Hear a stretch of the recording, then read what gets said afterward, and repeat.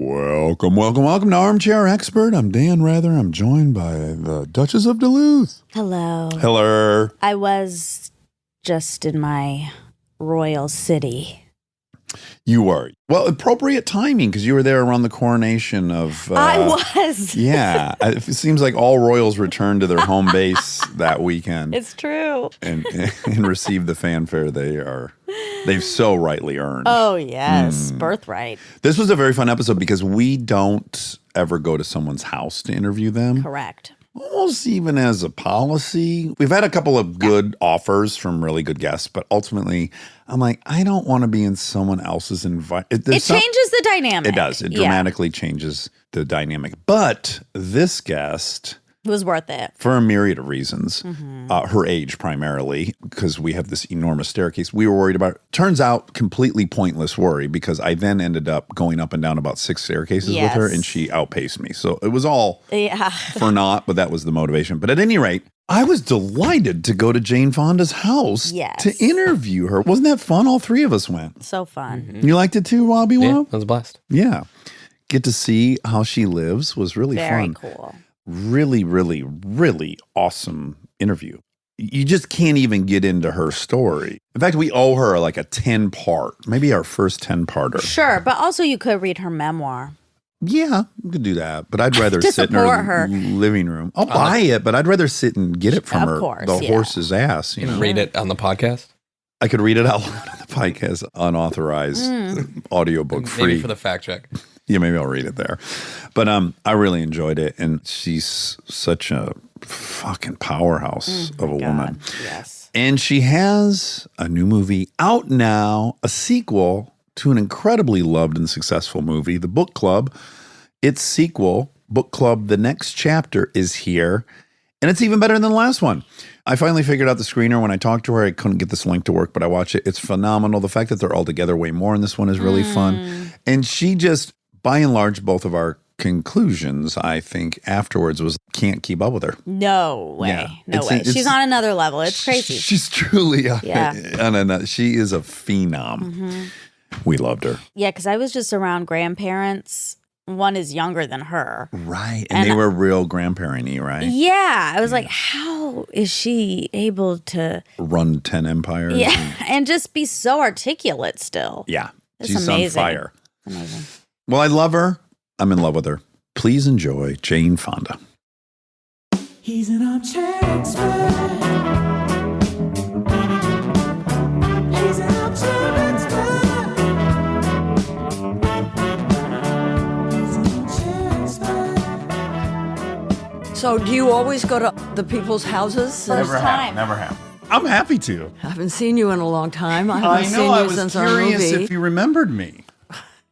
Because we had such a small little window together. Yes, and you never talked to me. That is not true. I thought you didn't like me. That is not true. And in fact, my publicist saw that this was coming up and he said, do you remember how hard you were hitting on Jane Fonda at the did not Toronto? hit on me, That is no. not true. I hit on you as much as a married man can hit on you. Let's Yeah. say that. And I adore your believe wife. Everybody is doing podcasts. Is it hard? Oh, no. I love it. This is ironically what I think I was born to do. Really? Yes, because I figured out with the help of a friend. I looked at Monica, but it wasn't Monica. Yeah, she I was was like, I there. did Adam Grant. I isolated my very favorite part of making movies is hanging around Video Village and talking with other actors. Like that's what I'm in it for.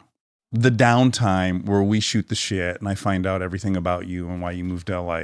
That's what I love. See, and we never did that, you and I. And I said to Debbie upstairs, I said, he didn't like me. Oh He my never God, is that? Hold on a Never second. talked to me. This is amazing. This is the power of memory and our perception of things. Yeah. Because I have text evidence that I was observed giving you my full attention. Okay, that makes me happy. We were in a movie called This Is Where I Leave You. And we had no scenes together. No. To be honest with you, I was very excited I was in a movie with you. Like that was a very flattering thing. So I was very aware you were in it. I was very excited about that. And then when we went to promote it at the Toronto Film I Festival, remember that.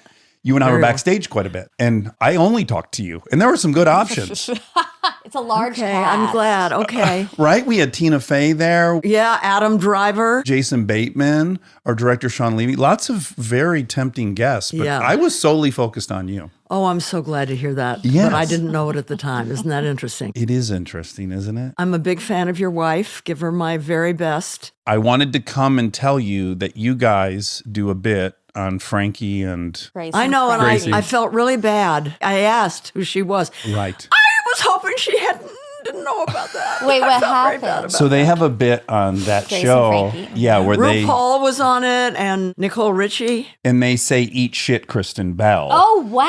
Because I they're- say, who's Kristen Bell? Oh, I felt bad. Okay. But the reason you can get away with it is because she is so sweet and kind. She's the only person you can say eat shit. That's what Ted Danson told me because I Yes. asked him all about her. Ted gives permission, it's fine. Well, it of course got to her, and she's enormously flattered and wanted me to pass on to you that she loved that. So if there was any fear you had of like, okay, God, I hope she good. took that well, she good, took good. it the best way Oh, possible. good. Yes.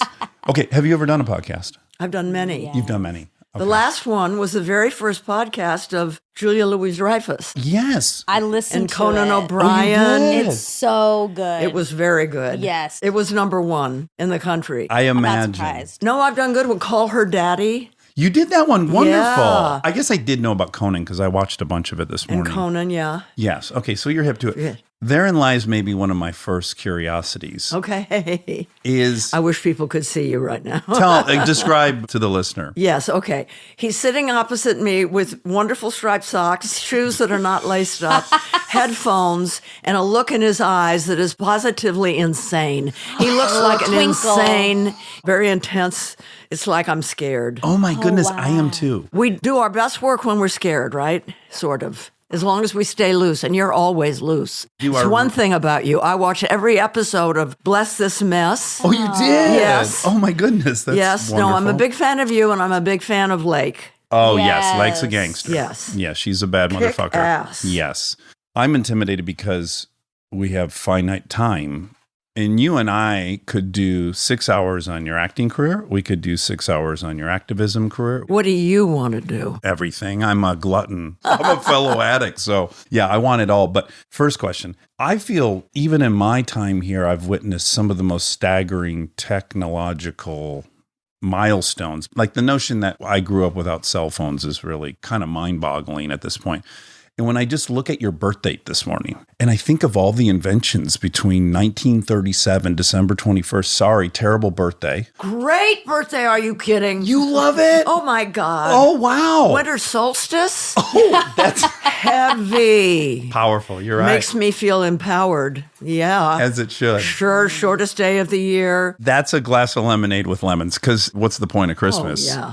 So in that time frame, and I'm sure I'm forgetting some, but people didn't have TVs in their home, Yeah, I remember the first TV. and radio was king, right? I remember when there was no freeway in Los Angeles, there was a red trolley car that went from way downtown down San Vicente. There were the tracks. Then the tracks were taken up, and I used to ride a horse to school. Oh, Wow. Wait, hold on. I lived up at the top of Tiger Tail at the end of a dirt road, and my school was on the corner of 26th and San Vicente, where the trolley tracks used to be. See, in those days, there was no freeways, there was no smog. You could see Catalina every day. Wow. I had an uncle that had a gas station in Van Nuys. It took all day to get there. You went through the Sepulveda Tunnel. When you came out and you looked down into the valley, all you saw were trees. No kidding. Orange, avocado, few horse pastures. And there were 2 billion people on Earth. Oh my. So that manifests in every single part of your life. No traffic, no crowds, a lot of birds, a lot of empty spaces. Peace. Yeah.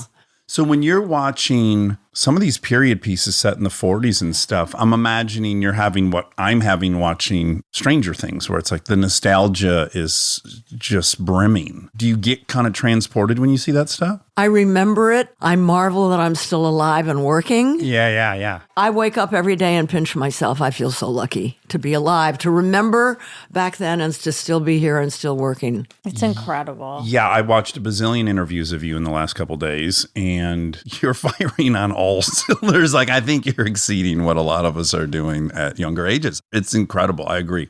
you should feel grateful. I do. To be marveled at. What did we lose from all these things? What did we gain and what did we lose? Okay. Progress is a thing that confuses me a lot. We should be pre-industrial revolution.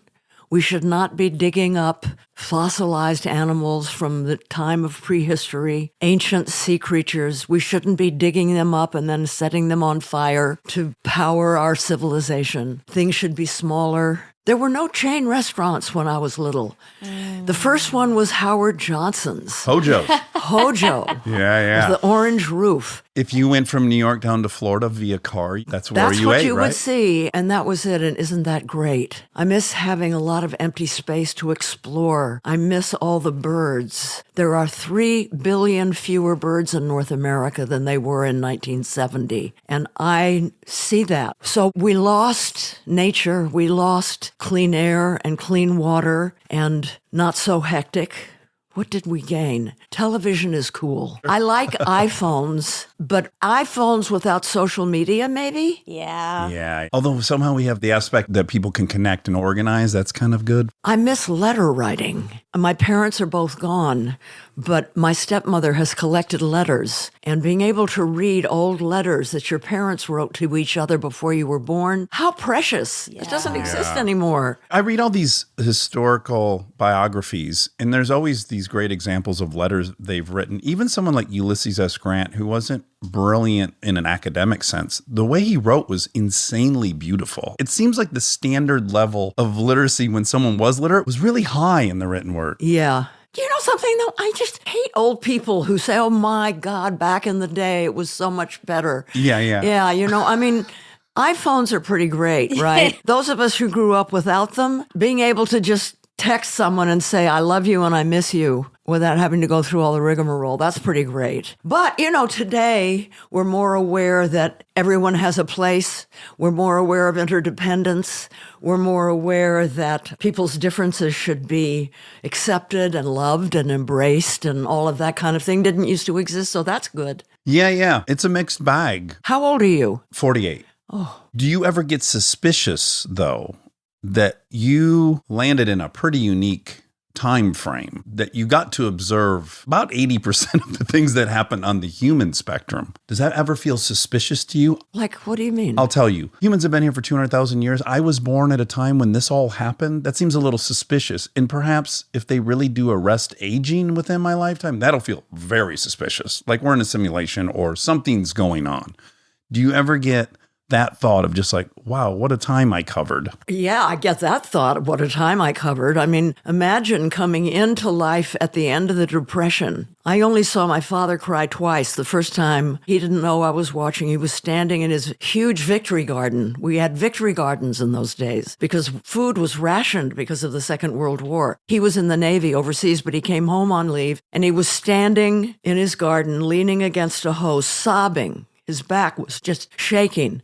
Roosevelt had died. Oh, wow. Yeah. And he was sobbing. Sobbing. That feels different as well, don't you think? Right. I married men whose fathers would have probably disowned them if they'd known he'd married somebody whose father cried when Roosevelt died. I mean, a lot of people hated Roosevelt. Yeah. Anyway, and then the beginning of the Second World War, when you would go out, you had blackout curtains and there were air raid drills. Fuel rationing, tire rationing. My mother and father would go out. They would volunteer to scout the skies for enemy planes. Unreal. Or how about that you were only born 50 years after slavery ended? Yeah. And then you witness Obama become president. Yeah. I mean, that's a really tiny time frame if you think about it. Yeah. It feels like ancient past, but not at all. Very, very close. What was the second time he cried? It was soon before he died, and I was alone with him, and I thought, this is my chance. He was sitting in a chair, and I knelt at his feet, and I apologized for not being a better daughter. I apologized for making him worry about me so much.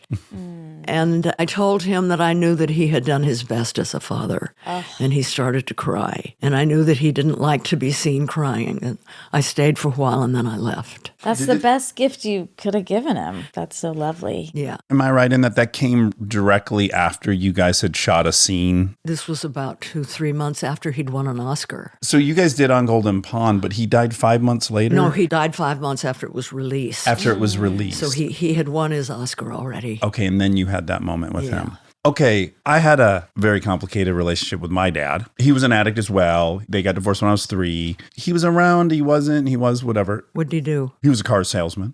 That wouldn't shock you, right? You could see me selling cars somewhere in the Midwest. He died of cancer, and I had this 3-month window, which I'm so grateful for, which was, here's your time. If you don't do it now, it's not going to get done. And I did it. And that provided a good deal of relief over the last 10 years since he's died. But I've now reached a different phase of it, a greedier phase where it's like, yeah, I did that.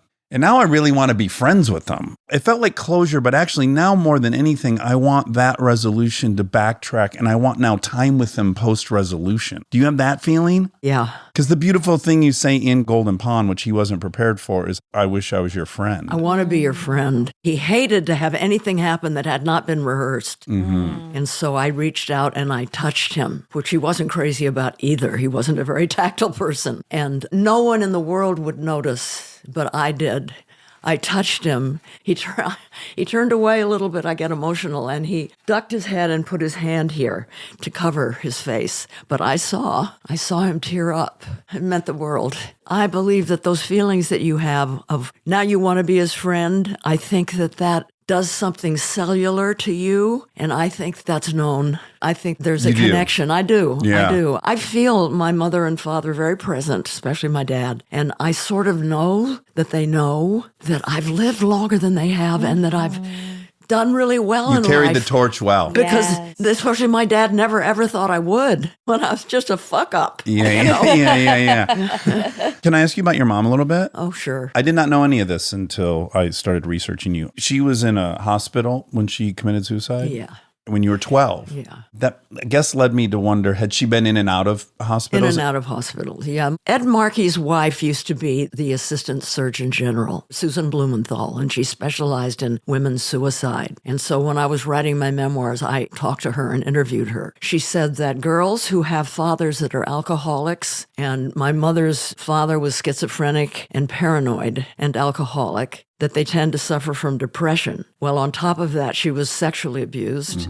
And interestingly enough, when I moved to Georgia with Ted, I started studying the effects of sexual abuse on girls, not knowing that I myself had been. That came out later. And I learned so much about my mother there. And so when I read the medical reports from the institution in which she killed herself, I knew what was being said. She was sexually abused and she became what she became, which meant she couldn't trust, she couldn't really love, she was like stuck. She had zero self-confidence, she flirted a lot. She was a lot of things and it was complicated. And so I discovered all that after I'd lost her, which meant that I could totally forgive her. Yeah. Oh, Mom, I understand why you could never be there for me. Yeah. And she's doing that all in the 30s with a Freudian understanding of psychology. Yeah, right. Oh, my God, when I read what they did to her, but they did their best. But I mean, it was totally inappropriate. Yeah. If she was only alive now with the women's movement and the advances in psychology and therapy, cognitive therapy, relational therapy, she could have been helped. I could have helped her. Yeah.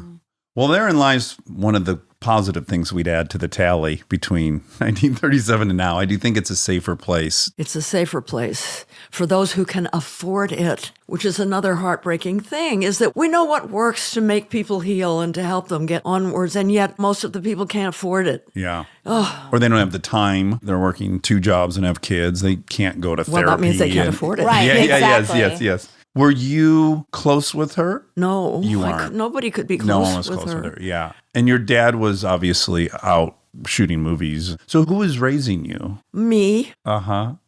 As so Lance Jane. Steinem says, we raise ourselves to be the mother of ourselves that we never had. Yeah. And then we mother ourselves into adulthood. And sometimes it happens when we're 30 and sometimes when we're 60, which is the case with me, later than life. But it's okay. But you had to have, as I did, pick up isms out of all that. You had to pick up some insecurities and some coping mechanisms and some strategies. Resilience is such an interesting thing. Two people can be born within a year of each other of the same parents, and one can be resilient and one not. It's a mystery. I was in therapy for a while, and my therapist said she thinks that you come into life with it. You either have it or you don't, because all kinds of things happen to the fetus in utero.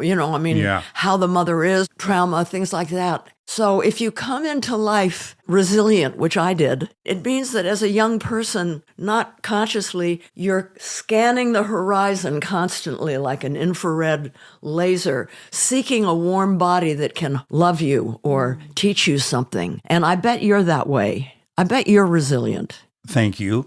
I think it's one of my positive characteristics. Yeah. In the bag of many characteristics. Yeah. And it saves us because it means if your girlfriend or boyfriend or your elementary school pal has a mother who knows how to love, you're going to get it from her. You figure it out. You figure it out. You just do. As opposed to someone who's not resilient, who could be surrounded by love but can't metabolize it. Or initiate it. Yeah. Do you have trouble being vulnerable as I do? Is it hard for you to ask for help? I'm learning. At 85, I'm learning. Wonderful. I see you. Now, not having a mother that you would have maybe modeled yourself after. I had a stepmother. When she died, my father was with a woman. 23 years younger than him? Yeah, she was about 7 years older than me. She was Oscar Hammerstein's granddaughter. Who's Oscar? I'm embarrassed to ask you. Who's Oscar Hammerstein? Yes, don't kick me out. I'm trying to be vulnerable. I just said that's hard for me. He wrote all the lyrics to Oklahoma, to South Pacific, Rodgers and Hammerstein. I know that. Well, that's Hammerstein. That's Hammerstein That's of Rodgers Oscar and Hammerstein. Hammerstein. Okay. Thanks for bearing with me. Yeah. She was drop dead gorgeous.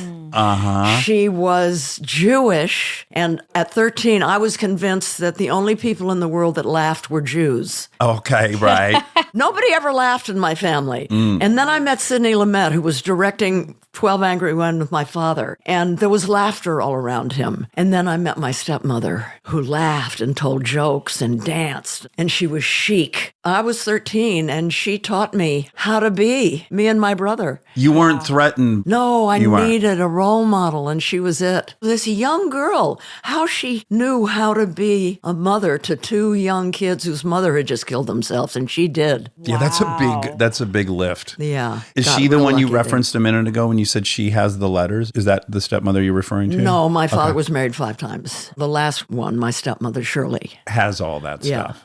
Okay. So you were, by your own description, a little wayward, a little confused, didn't know what you wanted to do. You end up going to Vassar, but you drop out, and then you meet Strasberg's daughter, Lee Strasberg's daughter. My dad was in a play here in L.A., and we rented a house on the beach. And right down the beach, Lee Strasberg had rented a house because his wife was coaching Marilyn Monroe, who was filming Some Like It Hot. Oh, wow. My Yeah. goodness. And Susan Strasberg, my age, and I would get together with another friend of hers who was a student of Lee's, and we played chess. And one day Susan said, "Do you want to be an actor?" I had been fired as a secretary, and I didn't know what to do. And so I said, "Well, I don't know." She said, "Well, you should study with my father." So he interviewed me, and he took me into his classes, and he told me I was talented, and that was it. That was really, really impactful, no? Yeah, I mean, I had no intention of being an actor. I didn't know what to do. I had to earn a living, but I was fired as a secretary. I didn't know. And then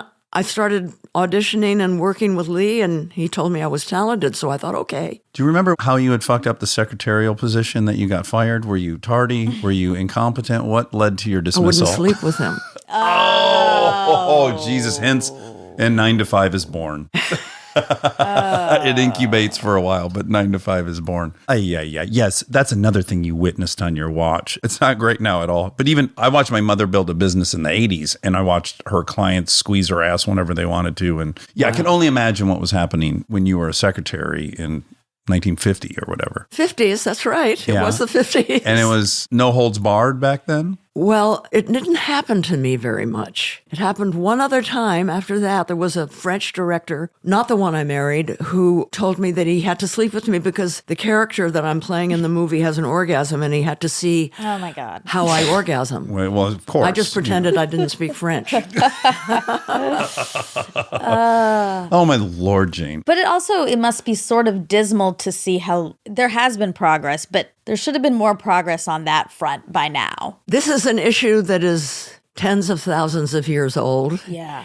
And I don't get impatient. I'm just grateful that we've made the progress that we have. It's about power. And this is going to be a long fight, and we just have to stick with it. Yeah, that's true. You know what bothers me in your tattoos? Yeah, tell me. Is the white parts. Yes, it's in the process of that'll That get one right up filled. there, especially. This? Okay, I just Which one? want listeners to know I'm looking at a very magnificent tattooed arm. It's very beautiful. I think that's an eagle. Yeah, so my dad loved hawks and I love crows. Crows are so smart. They're so smart. Yeah, my favorite bird is a kingfisher and a cuckoo bird. They're related. Why do you like those two birds? I don't know, they're big and they're fat and they squawk. Okay. And they're oh, they're so good. Have you ever been to Australia? Yes. Oh God, have you had encounters with kookaburra birds? No, I haven't. Oh, I'm really sad. oh, they're so good. They're just great bullies and wonderful. Oh, I wish I could remember the name. We did go somewhere and there was these little tiny creatures. They were so cute and they were in charge. Meerkat. And it wasn't a meerkat. They have this really weird name. It's a little marsupial. Ah. It looks like a very baby kangaroo. But they're very bossy. So in this like orphanage of weird marsupials, they're in charge, but they're 7 inches tall. that's And they're fun. running around. They're yelling at everyone, yelling at the big kangaroos. And I was there with Kristen. And I was like, look at this, hon. This is you. Miniature, but in charge of this whole scene. Oh, now we know. Okay. Yeah. You definitely, though, give off the vibe that you would be in charge of everything. Well, that's why it's an interesting union between Kristen and I, because we're both in charge.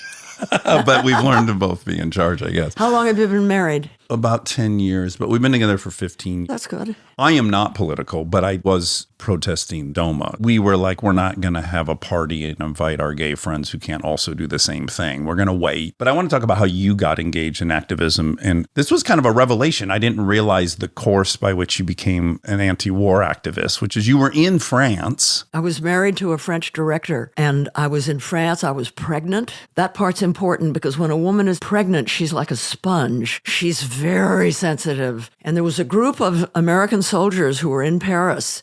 They had deserted. They were resisting the Vietnam War. They had fought in Vietnam. Now they were in Paris looking for help from compatriot Americans. You know, by the way, you know who housed them and fed them? Who? Alexander Calder, the great sculptor. Oh, really? Yeah. Anyway, they sought me out. One of them's name was Dick Perrin, and we kind of became friends. Do you know what we did the first time I met Dick? What? We were going out to see Midsummer Night's Dream in Paris with Leonard Bernstein's wife, Felicia Bernstein, George Orwell's granddaughter. Oh, boy. Right? Yeah. My wonderful stepmother, who was hardly older than I was, the one that was so wonderful to me, and the soldier. He started talking to me about Vietnam, and I didn't believe him. Yeah, you even said you felt like this take was sour grapes on the French's part. No, that was when the French were opposed to the war. I just said sour grapes. Right, Just okay. because you lost. Yes. So Right. you started very kind of My patriotic. father was in the Navy, and patriotic. I assumed that wherever our soldiers were fighting, it was the side of the angels. I really believed that. Yeah. But these guys had actually been there. They were the soldiers that were there. And they were telling me these things, and I was having a hard time believing. And they gave me a book called The Village of Ben Sook by Jonathan Schell. And I read it, and I remember closing it up and knowing that my life would never be the same. And a year later, I left France. I left my family. I moved back here. What did the French husband say to that? He called me Jane of Arc, and he made fun of me. He did. Yes. He's trying to tease you into not doing it. Well, I mean, it's hard for a guy. I wasn't leaving him for another man. I was leaving him for a cause. That's even Yes. scarier. He was very uncomfortable with that. You can't compete with a cause. That's right. This was one of my first big issues with Kristen,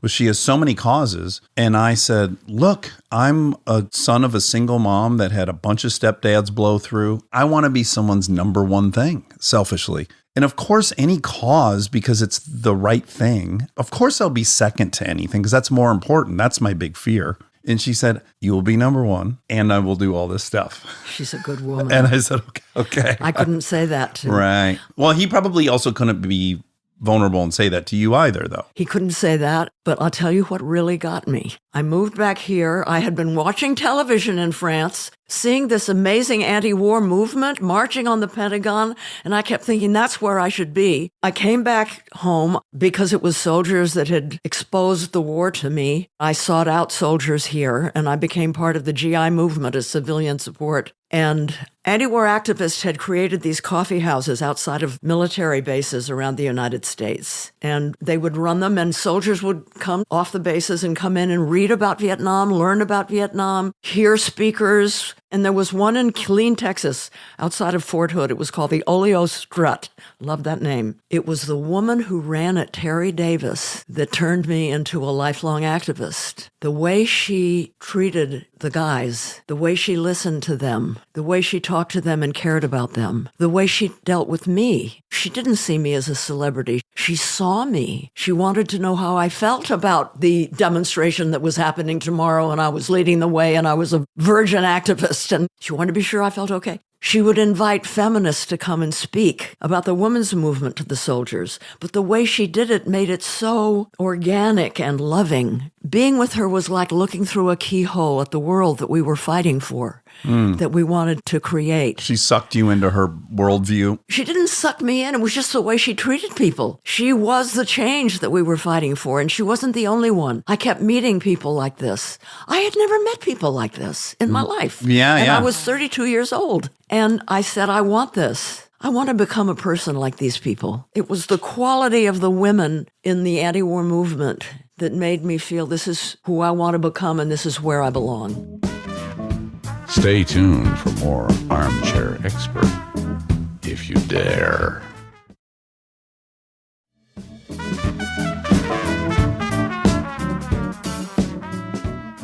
And this kind of sets up this interesting evolution of you, which I've heard you talk about a lot, which is there's a profound moment when you get divorced from Ted. You're 62, and it's the first time in your life you say you feel like you're fine without a man. And you also acknowledge you had previously used men to take you to where you wanted to go, which is what you said, and then leave them. I didn't always plan to leave them. I never thought I would, but Sure, yeah. but it happens, Okay. right? Yeah. I'm just repeating what you said. I don't say that with any judgment whatsoever. But I'm wondering, the whole ride, there's this tension between looking to men for an identity and approval and a transport to somewhere else, and then trying to define what being a woman would be. And it feels like this moment for you is something that's a building block to 62. It's like exploring what a woman would do without any man. That's right. And then right after that, I made Clute. And I realized when I was filming Clute, oh my God, I'm becoming a feminist. Right. In that moment of you being an activist and being very, very involved and dedicating your life to it, a friend told you, and you were like, I'm done acting. That's so frivolous compared to this. And that friend said, we've got a lot of activists. We don't have any celebrities. We don't have movie stars. This was a black From Detroit, lawyer maybe? from Detroit. Yeah. Called Ken Cockrell. And we became friends, and he was a mentor. And he said, no, not only are you not going to leave the business, you've got to pay better attention to your career. Be more intentional about the movies you make. Take it seriously. Yeah. That's what we need in this movement. And then I formed a production company. Yes, isn't it bizarre when you watch how we get redirected in all these avenues? The workout, this incredible woman named Lenny Kasdan taught me the workout, and I was looking for some way to make money to support the campaign for economic democracy in California, because we had a statewide organization in this huge state. At the time, it had 22 million people. Now it's 48 million or something. And there was a recession. It was the end of the 70s. I said, I'm going to go into a business of the workout to fund the campaign for economic democracy. And look what happened. Yes. But also just how incredible through now the perspective of looking back that if you don't become an activist, I mean, you would have been bored with it, but you're maybe playing different roles and taking different projects. And then almost your rejection of the career leads to doing embracing work the career. Yes, that really creates a career. And Yes. doing work that actually gave it longevity. Yeah. Because then you have some pretty powerful movies in rapid succession that are quite political. Yeah. Coming Home, 9 to 5. Rollover, which was not a success. Right. But let's talk about 9 to 5 for a second. That movie's 1980. It's 50 years ahead of schedule, really, or kicks off something that comes to full fruition just a few years ago. Was that an easy movie to get set up? Not once Dolly and Lily agreed to do it. During the Vietnam War, I became very close friends with a woman named Karen Nussbaum, and her day job was organizing women office workers. And she started in Boston an organization called 9 to 5. She would tell me these stories about what was going on with women office workers. And I said, I got to make a movie about this. It was a serious, kind of a darker comedy then.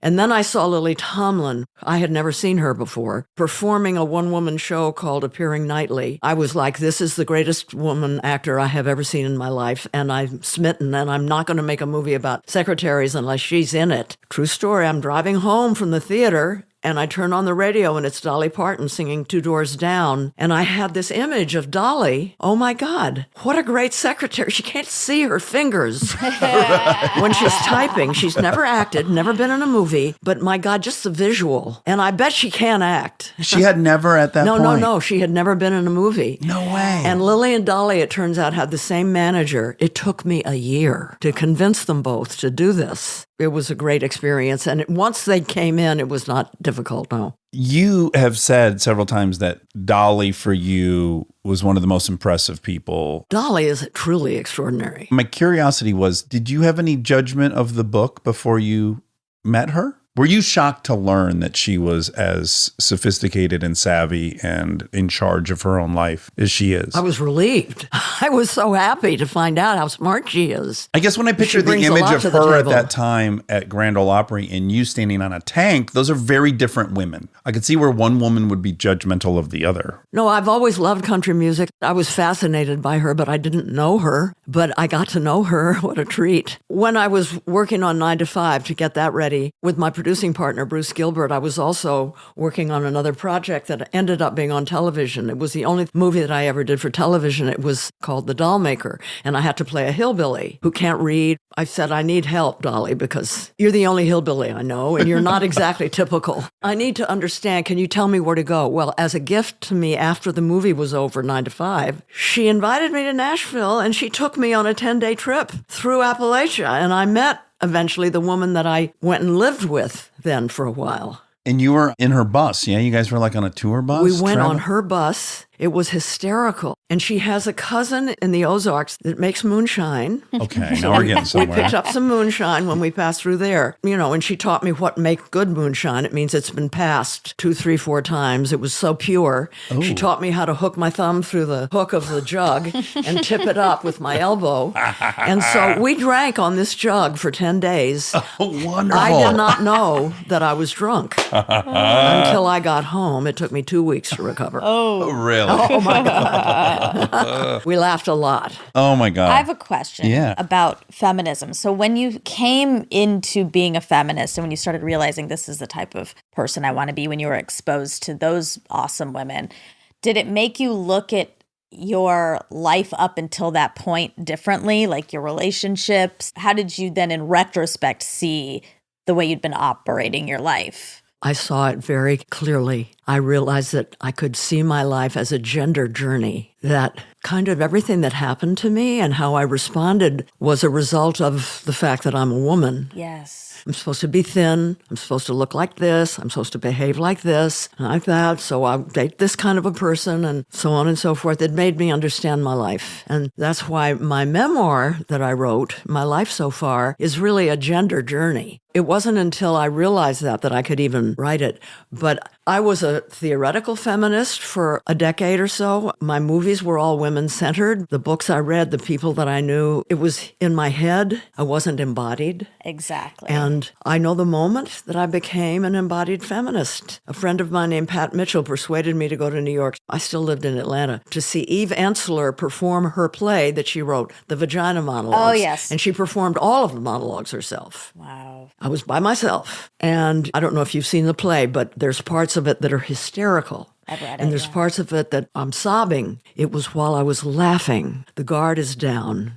the censorship is down, and I could feel my feminism going into my body. I could feel myself becoming, oh my God, that's what it is. It's cellular. I was so happy. Yeah. I fell in love with her, and she's been my friend ever since. It was a great experience. I love that because I think a lot of people, especially younger people, me, have a very intellectual view of it. And sometimes our actions don't necessarily even match our intellectual thoughts on it. And it's confusing. It was confusing for me in the beginning. You know, I became an activist right at the time that feminism was going through a very sectarian phase. You weren't a feminist unless you were a lesbian. Right. Kind of thing. It took me a long time to really understand, and it was Eve Ensler who did it. Another epiphany. Yeah. Okay, the thing I think I admire the very most about you is you seem to have a bravery in the face of shame. You're incredibly honest. You're incredibly vulnerable. You own up to things and admit to things over the years. You were very ahead of your time. Well, don't you hate it? Those people who say the world is full of assholes. Everybody's an asshole except them. They never Right. take responsibility. Exactly. I hate that. Yeah, everyone else is the problem in the relationship. Right. Everyone you else can't is grow. Yeah. You can't learn. Let me just tell you where I come from. I'm a recovering addict. I was molested. I grew up in a lot of violence. I've been a terrible dude in my addiction. Oh, I think I love you. You're my kind of guy. Your type. I have found it a challenge to be honest and open and deal with what would induce shame otherwise. And it's been hard, but I'm much further down the road and you did it much, much earlier. And I'm wondering if you have an explanation for how you've been able to own who you are and not carry the shame. It's hard. But again, it's the resilience that helps. Yeah, I love 9 to 5. Yeah, I think you were so ballsy to stand on a tank. All that stuff. The thing I think you're bravest is when you go, I was not a good mom. And I didn't understand how to be a good Right, mom. and my kids don't want me to do that anymore. Okay, great. So we won't do that. We'll respect them. But to say I had a food addiction way before people said they had a food addiction, those are the moments for me where I go, oh, Jane's a badass. She's who I aspire to be. Women are taught not to tell their truth because if we tell our truth, nobody will love us. And what I learned as I started to get older was when women do tell their truth, it's a universal. I think in my heart, what I really am is a teacher. And what I really want to do is to make other people, women in particular, and gay men, because they respond to, no, it's not just you, it's universal. I want people to be able to identify and learn from. I think that's the biggest contribution that I can make in life. I hate the idea of going out and dying, and I'm going to die soon, given how old I am, without feeling that you've contributed something. So I want to contribute honesty. Yes.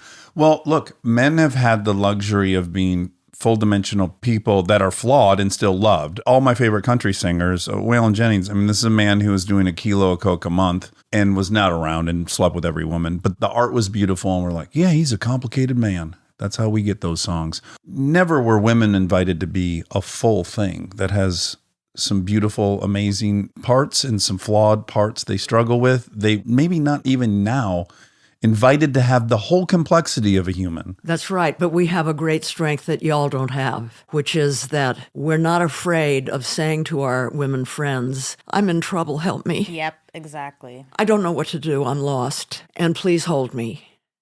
Yeah. Oh, what Community. a gift. We're taught to think that's weakness, but it's pure strength to be able to do that. It's really hard for me because I always wanted to be a man. It's hard. Yeah. But you guys don't do that, and it's such a handicap. It plagued your father in particular, you've said. He really suffered from that Midwestern edict. Yeah. Women are born, and for 10 years, just until they become adolescents, it's like, fuck you, and let's wrestle, and I'm going to climb the tree and punch. Yeah, my daughters are farting every 6 minutes. Right. Yeah. Our full voice. Yeah. And then we reach adolescence, and oh, you're supposed to be that way. Oh, I want to be popular. That thing sets in.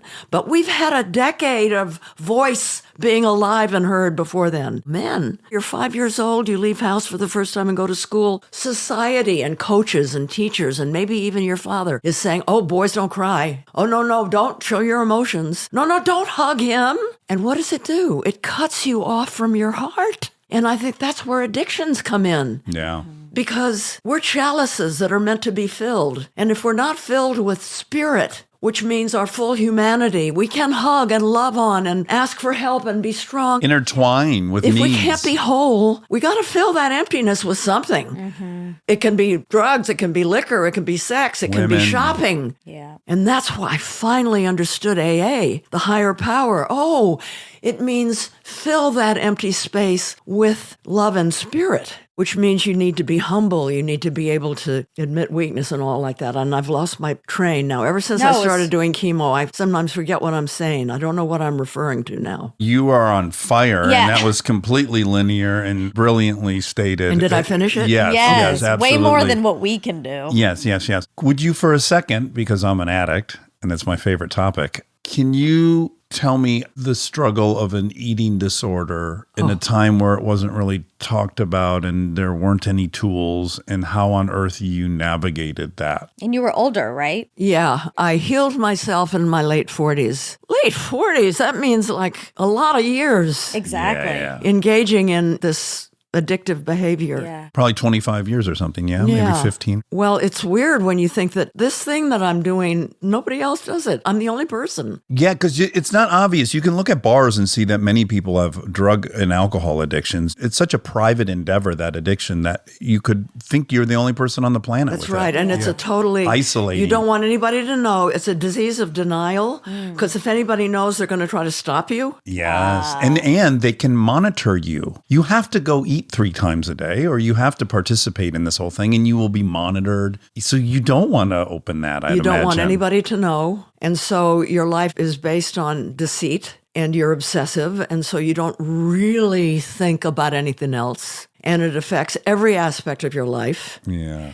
And when you're young, there's no price to pay. And then you start getting older, and every binge and purge would take a week to recover from. Oh, wow. Just like all addictions. They work less, and they're harder to recover from. And then you begin to realize, I'm not going to be able to continue to live an accomplished life if I keep on. All I knew is then I have to stop.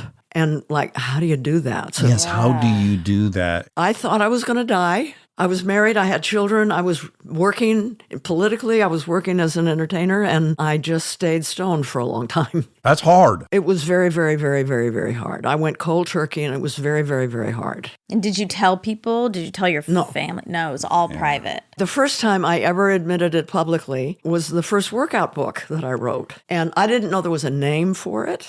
Anorexia, bulimia, I didn't know. I wrote it, and my editor said, Jane, I can't tell. Are you talking about yourself or somebody else? I was so... At arm's length. Yeah, I was at arm's length, and I wrote more about it when I wrote in my memoir. And I've studied it a lot now. But again, it goes back to my question. Do you think you can isolate why you have the bravery or the gumption to put yourself in a situation that otherwise might scare people because of the shame, the public shame? Where does it come from? Can I tell you mine? Oh, good. I'm competitive. I was dominated by stepdads and an older brother, and I have a weird commitment to my life post-childhood that I will not be dominated, and I will live exactly how I want to live. And so my competitive fuck you says, I refuse to let you have power over me. I refuse to let you shame me. I'm in charge of me. Mine is a fuck you, I'll be me, whether you like it or not. And that led dedication. you to do what? Drugs, alcohol? It led me to be honest that I'm an alcoholic and an addict, or that I've been molested. Like the things I've said in public that I was afraid of, sure. I see. That You were normally people taking are afraid of the power. shame. Yeah. Mine comes from well, fuck you. I refuse to let you shame me. I'm going to be honest about me. But out of this very almost aggressive defense of myself, that's where I steal it in myself. You know what mine was that's sort of like that? I'm white. I'm privileged. I had a famous movie star father. Everybody thought I would be a wuss. And so when I became an activist and I was becoming controversial, I knew that those who didn't agree with me thought, we're going to give her a hard time and she'll cave. And I was like, oh, yeah? Right. Yes. You're not going to make me cave. Yeah. I am not who you think I am. So it's kind of the same thing. Right. Yeah. Right. Oh, good. I love that. Because I've studied Zen Buddhism, I went to a retreat that was a silent meditation for 8 days. It was very, very intense. It was formal Buddhist meditation, silent, no words, no making eye contact. And I know afterwards everybody said they never thought that I'd make it because a lot of people do come and then they leave. They don't stay. And I felt so strong. Yes. Right. You just need to basically hear you shouldn't or couldn't do something, and then you're activated. That's right. Yeah, so you shouldn't bring your dirty skeletons out in public. Yeah. You shouldn't admit to this. Okay, I dig that. Let's talk about your movie now. You have a movie called Book The Club. book club, the next Yes, chapter. the book club. Oh, it's so good. Oh, this is going to be big. Yes, we loved it. And it does perfectly set up another thing we would love to talk about, which is what that movie and now the second one models, which is so incredible. I know you're very aware of this, and we tell people this all the time, that it is for your morbidity. You'd be better off smoking than not having friends. That it is more dangerous to your health to not have friends. Women friends. Well, and men too. Humans need Humans friendship, but we're women's... social creatures. But women's friendship is very different than men's. Okay, tell me. Okay, this is the analogy. Men friendships. Men side by side, looking out. Yeah. Looking at things, women, cars, sports. Hitting a golf ball. Yeah. Women are facing each other, eyes to eyes. We're asking for help. We're being vulnerable together. We drill down to a soul level right at the beginning, even if we haven't seen each other for a decade. It's deep. The laughter also is the most unhinged. The greatest laughter that I have ever experienced was with women friends. You brought it up in the Vagina Monologues. Laughter is a very disarming state to be in because you don't have your faculties about you to be protective of yourself and be The guard vigilant. is totally down. Yes, you're fucked. If Absolutely. you're laughing uncontrollably, you're vulnerable. That's why I fell in love with Ted Turner. He is so funny. And he taught me that it's okay to be funny and outrageous. I mean, he really gave me a sense of humor. I didn't have that before. The power of these female connections, Oh, how yeah. vital they are to your actual health, and how this movie, to me, is a celebration of that and a modeling of that and encouraging of that. That's exactly what we want it to be and what we knew it would be. And it's also, just because you're 70 or 80 doesn't mean you can't take leaps of faith and have adventures and maybe even fall in love, maybe even get married. That's what the movie talks about, and it's making people so happy. Yes, it is the most joyous thing to watch. You guys have that fun, have that adventure. The first one, we only got together, the four women, when we were having our book clubs. Whereas this one, You're all together we're in all Italy. together all the time in Italy and Rome and in Venice. Oh. We learned that we liked each other, which we didn't know. We'd never worked with each other before. Which is interesting in itself, right? People, I guess, would probably assume you all knew each other. Right, and- no. I mean, we had, when you cross paths at parties and things. Of But we course. didn't really know each other and we'd never worked. And we made the first one and we liked each other and we were interested in each other. And we became friends and we stayed in touch. During COVID, God bless her, Diane Keaton would call me like every 3 weeks to find out how I was. And every time Candy comes out, we would figure out whose house we could have a reunion in and have Yeah. we were friends. And then we realized that it was going to be successful and we should do a sequel. And it was Candy's idea to do it in Italy. And it was like, was it work? I think it was a vacation. It was a blurring of lines. Yes, Okay, I worked how with fun. Craig T. Nelson for 6 years on Parenthood. I absolutely love him. Yes, I do too. He So deeply. Yeah. And I imagine you two together, and I just imagine lots of sparks. Politically, you're different. Oh, but I we like imagine each other a lot. Exactly. I can see the interaction knowing him so well and having interacted with you myself. Is it a very fun and playful friendship you guys when have? I really had fun with him was when he played my lover in Grace and Frankie. Oh, yes. I remember that as well. That was where I got to know him and love him. Sure. In this movie, he's married to Mary Steenburgen. Who I fucking adore. Right? Yeah. She is a magical person. She's on another level. She's on a layer. love Yeah. zone. Yes. The great gift for me is her and Ted have come into my life. I love them so much, and what a great couple. Aren't they incredible? Oh, my Lord. All of us, Diane, Candy, and I mean, we're just like, aren't we? Can we join this? Ted was with us in Rome with their dog, Arthur, their 17-and-a-half-year-old dog, Arthur. So he was like everybody's plus one, and Arthur was everybody's dog, and we went out and ate pasta and gelato. We were there at the same time last summer, and we were communicating with Ted, and we were supposed to get together with Ted Ted. And then he had COVID out of nowhere and was stuck there. Yeah, in Venice, to be in Venice and have COVID. Yeah, it's not fair.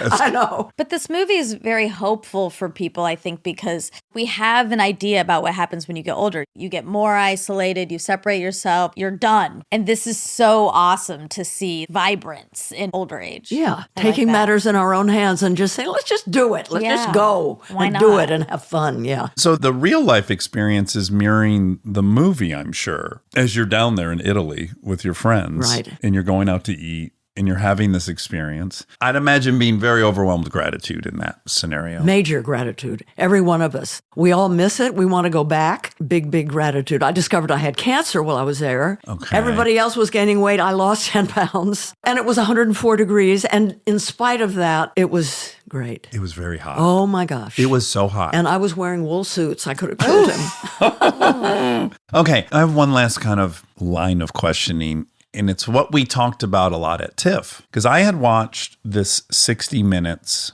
segment on Ted Turner. It's among my 3 favorite profiles I've ever seen. I didn't really have much awareness. I mean, I knew of him, but I never heard him really talk or what he was all about. And I related so much to him. One thing in particular, the insatiable wanderlust. You said Ted has to go somewhere every 3 days. He has to get on a plane. The demons are chasing and he's got to keep moving. Yes, I so related to that. And I watched it and was like, well, that's my dream life. I have a jet and every 3 days I just keep going west until I just come back around. And that was taxing for you to be the partner of someone like that. Ted is one of the most remarkable human beings that I have ever met in my life, and I've met a lot of people. He is so brilliant.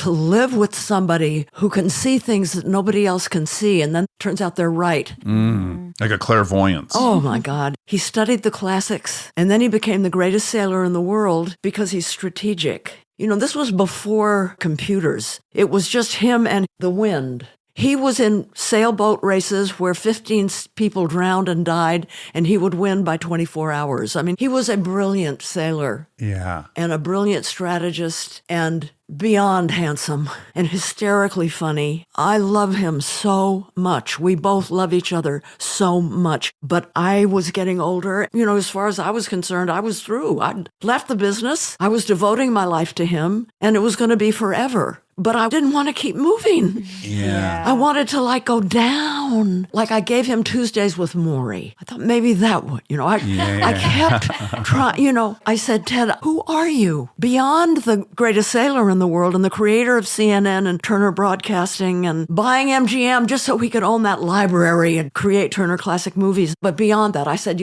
I'm an actor, but it's not who I am. It's what I do. Right. It's hard to compare one person's trauma, yours to his or whatever, who knows. But my first long date with him in Montana, when we were driving around at the time he only owned one ranch there, and we got lost because he didn't know his way around. But he told me his life story, and I wept. Really? And he kept saying, why are you crying? I said, why aren't you? Yeah. I mean, it was a traumatic childhood. I think it's PTSD, frankly, untreated. And it's hard to live with after a while. Yeah. When you're young, you can live laterally. But when you're old, you want to go vertically. You want to go down deep. And it just couldn't happen. You said that while you were married to him, you had your 59th birthday out there. You were corralling some bison, and it occurred to you, wow, next year will be my 60th birthday. The beginning of my third act. Yeah. That's right, my last third. And you took a year to investigate yourself. Well, we would say in AA, you did an inventory, but you did an inventory Research. of your whole life. And you researched yourself like you were a stranger. Helped by having a 2-foot-high stack of FBI files that I got from the Freedom of Information. In case I should forget what I did on September 23rd. You met with this Black Panther at this restaurant. Right, exactly. Yeah. Amazing. Wow. Amazing. That's gangster. That's really cool to have a file of yourself. I feel like a failure now. But I also like the way you talk about the third act. Like in movies, the third act makes sense of the first and second. And I love the way you phrase that. It motivated me because I realized, oh my God, this is it. This is the last third. How am I supposed to be? And I realized I can't know how I'm supposed to be going forward unless I know where I've been. Yeah. And I spent a year figuring that out. And when I came to the end of that research, I started to like myself for the first time. I realized that I was brave and that I was in constant struggle to get better, to be better, to do better, and that I deserved to be loved. Yeah. I made a video of it to show at my 60th birthday party. And there was all kinds of interesting people at that birthday party. And a couple of the women decided to get divorced because of that video. And that was when the ending of the marriage started. Okay, really quick. Is that video available anywhere? No. And even if it was, I wouldn't show it. What if I came over for dinner? Would you show it to me?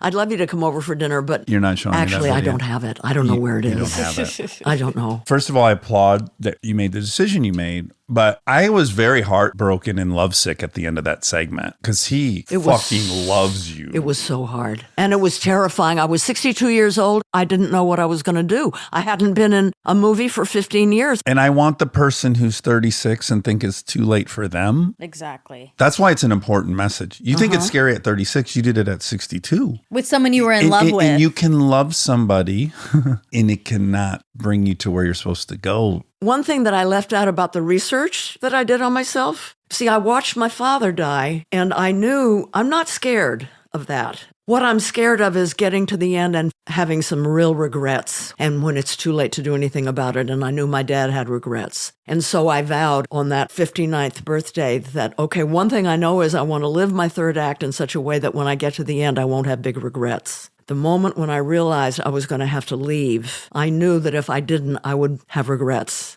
And it was that decision. That's why it's really important to do a life review when you get to be older. And it's not just then I did then I did that. It's really taking the time. How did I feel? How did I really feel? You have to excavate yourself. Because when you do that, it informs how you're going to live the rest of your life and you make the right decisions. Mm-hmm. Are we running over time? No, I was worried for you. I would be here forever. But thank you for being vulnerable with me. Oh, my pleasure. Can I ask you a really... I really like you. I like you too. In fact, this is what's on the tip of my tongue and it's inappropriate, but I feel that this is the question I really want to ask you. Do you have a hard time loving a man without it immediately clicking into a romantic love? Because I am so attracted to you and so drawn to you as a person and impressed by you that my real thought, if I'm dead honest with you, is if Chris and I weren't married, I would marry you. I would marry you at your age and I would be delighted to spend whatever amount of time. And then another voice says, why are you such a love addict? Why is that the way? I'm that way too. Right. Why is that the way I need to love you? You know is who to was marry really you. bad at it was Tad. Elizabeth Taylor. Oh, Elizabeth. Yes.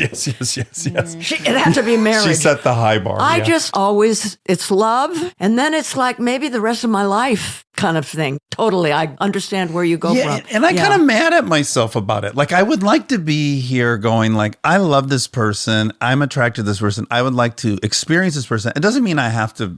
So let's get to know each other better with Kristen because I want to get to know her too. Okay, wonderful. Okay. But I was just curious. Yes. Oh my God. Yes. That's an easy promise to make. I just was curious if you had that It's not an easy promise to make though, especially when you're older and you're successful the way you are and I am and we're busy. So when you want to become a friend of somebody when you're old, I'm going into 86, you have to be really intentional because otherwise there's no time. You're totally right. I think also sadly what we all suffer from is the only way we get to see each other if it's under the guise of something professional. This is professional. I will make the time to come to your home. Yeah, but I'm going to invite you and Kristen over for dinner. We will come. And Lake Bell will come. Oh, wonderful. She's my friend. Yes, wonderful. Right. And she and I are really good friends. And maybe you know who else I adore is June Diane Raphael. Do you know her? No. Oh, she played my daughter in Grace and Frankie. She's married to Paul Scheer. And they're both, they're comedians, stand-up comedians. Well, we just interviewed Paul Scheer, and he and I made a commitment to start watching movies together. So I'm all in on that group. Yes, this is I can see it all. Do you have any food issues?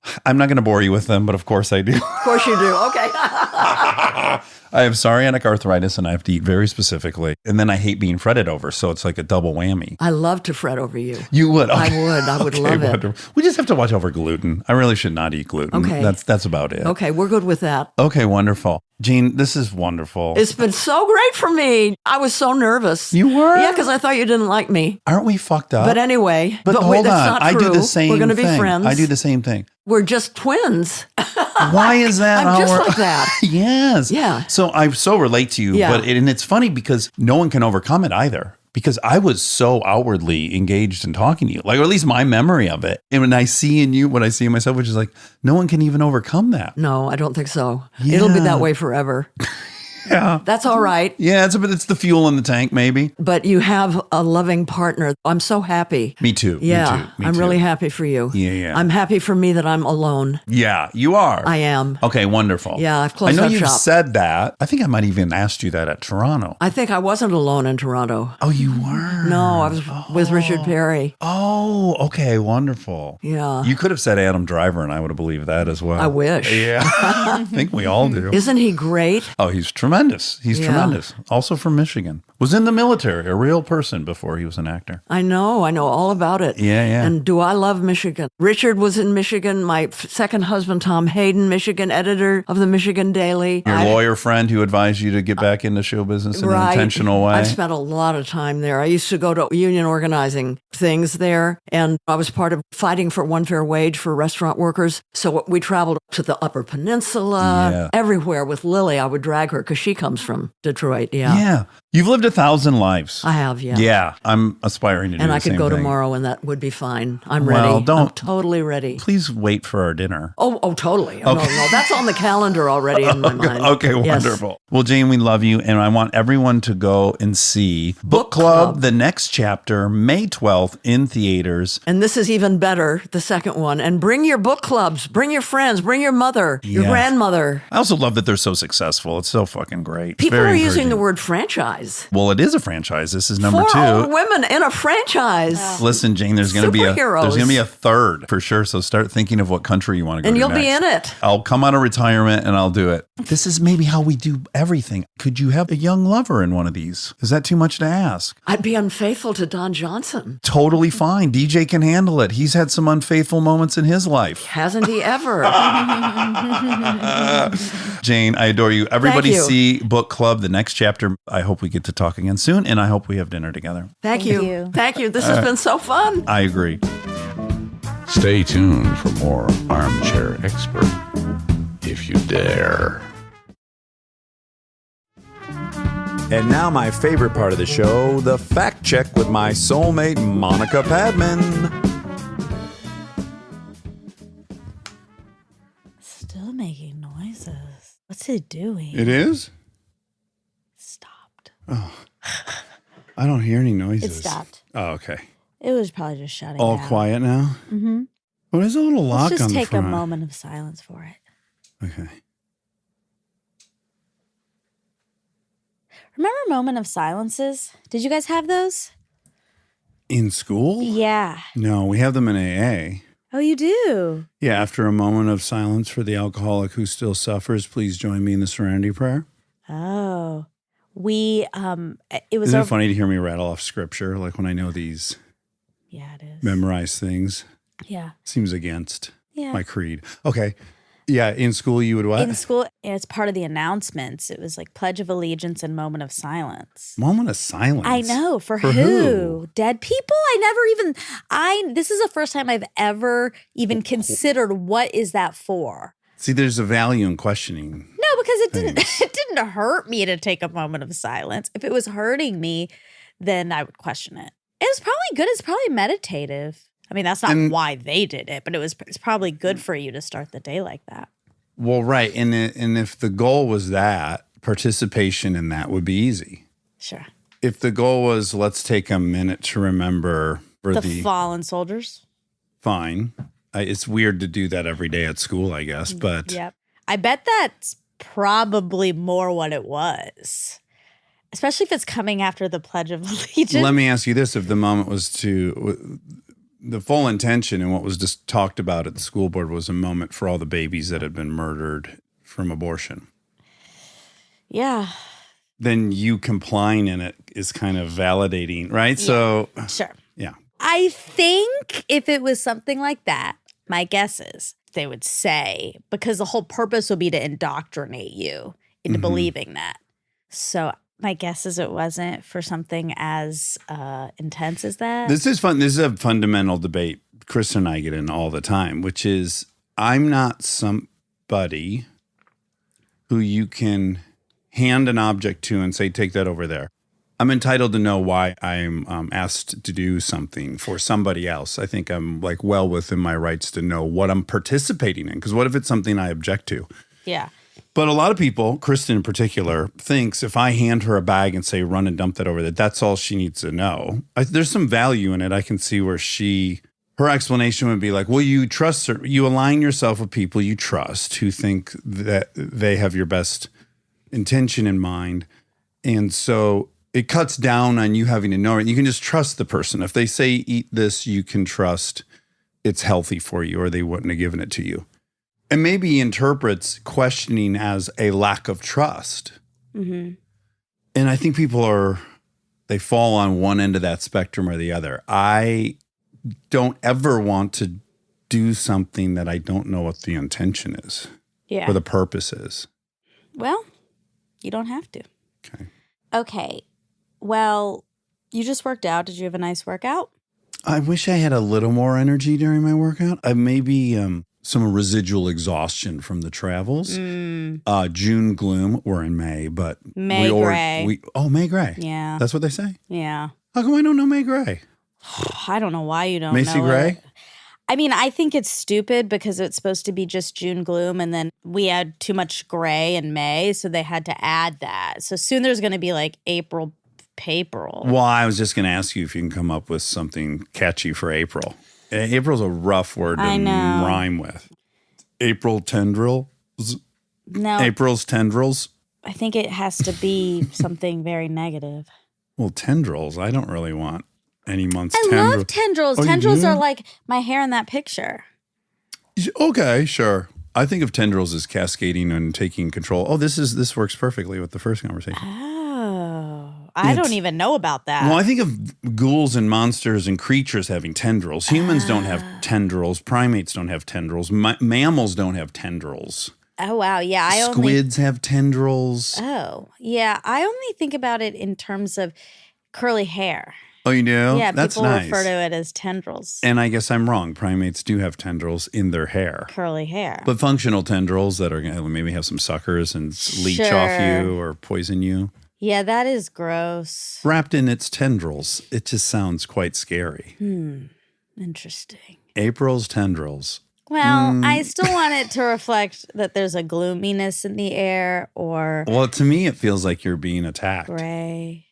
Okay, sure. I think I'll keep working on it. You can call it that. I'm not Okay. going to fight you on that. Okay. But now that I know why it's called that, I'm not going to call it that. So now it's like the moment of silence. Okay, great.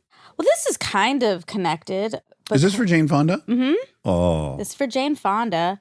And we're talking about the weather. And she said she was born on winter solstice.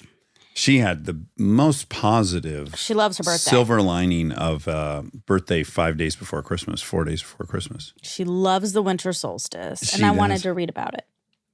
It changes, though, winter solstice. The day. Yeah. It's not always on her birthday. The Well, lunar calendar's 360 days. But maybe the day Although she was actually born was maybe Solstice the- is sun, not moon. So maybe it is the same day every year. Okay, I'm going to read about it. Okay, read about it. The winter solstice occurs when either of Earth's poles reaches its maximum tilt away from the sun. This happens twice yearly, once in each hemisphere. For that hemisphere, northern and southern, for that hemisphere, the winter solstice is the day with the shortest period of daylight and longest night of the year, when the sun is at its lowest daily maximum elevation in the sky. Either pole experiences continuous darkness or twilight around its winter solstice. The opposite event is the summer solstice. It doesn't commit to a date, though. We make one full loop of the sun every 365.25 days, right? Yeah, Hence leap year. sure, exactly. So obviously on a year with leap year, it's going to fuck up the date one way or the other. Yeah, So it that's has true. to change. Well, this year's is December 21st That's her birthday. at 7:27. Is that her birthday? I think so. Okay. So looking good for her. Yeah. Hold on, because somebody asked, is December 23rd the shortest day of the year? For the northern half of the Earth, the northern hemisphere, the winter solstice occurs annually on December 21st or 2nd. Oh, or 2nd. There we go. The Thank God. southern hemisphere's winter solstice occurs in June. The winter solstice is the day with the fewest hours of sunlight. Okay, we already know so much about that. Super abreast of the solstice. Yeah. I was just listening to, which I have not listened to an episode in quite some time, but I was listening to Sam Harris talk to an NYU philosophy physicist. Was it a good episode? Because you seemed a little angry when you came out of the gym. Oh, I did? Yeah. Oh, I wasn't angry at all. Okay.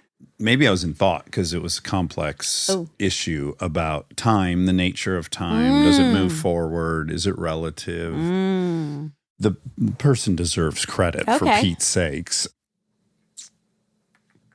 Is it Pete's sake? For Pete's sake. Or is it Pete? Because I had a shirt once that said, as a joke, it was like a cheeky shirt. Tongue in cheek. Yeah. It said, who's Pete's sake? Saint Peter. Sure. Who The it's biblical referring to. Peter. But would you, so then, but It's is Pete's it sake, yeah. Pete's sake? For Pete's sake. Yeah. Let's tell the truth. Yeah, so that shirt was not good. Substitute for Christ's sake. What Oh. it's meant to be. Because some people say, for Pete's sake, I think that's why the shirt, but they're saying it wrong. So the gentleman he was talking, his name is Tim Maudlin, which Maudlin is an interesting last name because that's maudlin. You can say that's maudlin, right? Which means a certain kind of theater. Yeah. Like broad. Maudlin. Or does it mean like boring? Yeah. depressing? No, you're thinking of morose. No, maudlin. I think it means, does it mean boring? I bet it's spelt different than Self-pitying. Self-pity. Or tearfully sentimental. tearfully sentimental, which yeah. Tim was not. Tim Maudlin is not at all tearfully sentimental. Often through drunkenness, apparently. Oh. I have a friend named, his last name is Malden. Oh, like Carl Malden. Yeah. Mm-hmm. Wait. Is he related to Carl Malden? And does he have an enormous nose? I always say I have a nice Carl Malden's nose. His name is Carl? Yeah, his dad. Yeah. No, No, I'm serious. Well, it's confusing because it's my friend Robbie's stepdad. Okay, Carl Malden. Yeah, that's his name. there. I don't even know about. Well, I do, but it's all. You would. He was in On the Waterfront. He had legendary career. He's in The Adventures with Dax as the protagonist. Oh. Yeah, the movie version of The Adventures by Harold Robbins. Oh my God. And is he Robbie's stepdad? Apparently. Oh my God. And he had a very older stepdad. Wow. Very older. Anyway, time. Yeah. Well, among the many things he got to, which I found really kind of neat and abstract, was there's this proclivity, I think, in pop culture that if we understood how every atom worked entirely and we could track every atom in the universe, that we would be able to predict the future. And implicit in that is that your brain is atoms and molecules too, and those two would be predictable. Some model could tell you. And this really is the case against free will, which I don't agree with, right? I do think we have free will. Yeah. This gentleman, Tim Maudlin, he made a couple of really good points that kind of divide physics and consciousness. But he used some simple examples. So he said math, right? Math you would think of as part of the concrete sciences, and that it's fundamentally reliant on physics, on how things move and our understanding of physics. But he was saying math with completely different physics. Let's say we had different physics. Okay. Gravity repelled, it didn't pull things down. That math exists still in that world, exactly the same. Really? Yeah. Like no matter what gravity's doing or how atoms interact, 1 + 1 will still be 2. The math is it is a concept and a mechanism that is independent from physics. So I think just establishing something that's completely independent from the physical world is interesting because I think consciousness and will is independent of the physical world. Right. Even though the mechanisms of thought are chemical, chemistry, physics, math. Yeah. Biology. But that consciousness is like math. It's a thing that isn't actually tethered to the physical world. That's very religious of you to think.